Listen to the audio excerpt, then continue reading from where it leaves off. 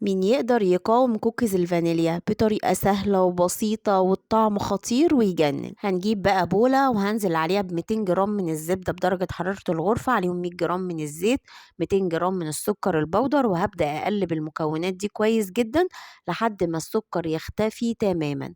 وبعد كده هنزل عليهم ببيضتين بدرجة حرارة الغرفة، معلقتين صغيرين من الفانيليا، وهقلب لحد ما البيض يختفي تماما. بالنسبة للدقيق بتاعي عندنا 380 جرام من الدقيق الفاخر، عليه مرشة من الملح، معلقة كبيرة من البيكنج باودر.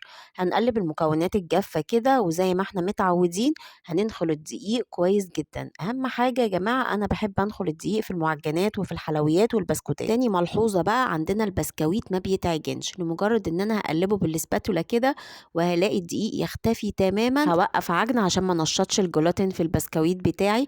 العجينة بتاعتي طرية وما بتشققش خالص وجميلة جدا وخطيرة.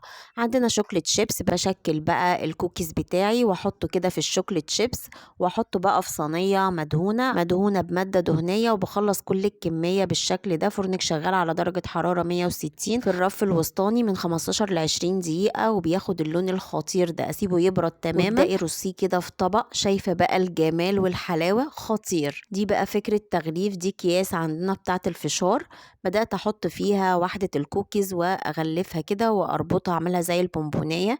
شكلها حلو قوي وشيك قوي، جربوها هتعجبكم جدا. أحلى كوكيز فانيليا هتجربيه، كل الكبار والصغيرين هيعجبهم قوي. ولو عجبك الفيديو لايك وشير وسبسكرايب لقناتنا. باي باي.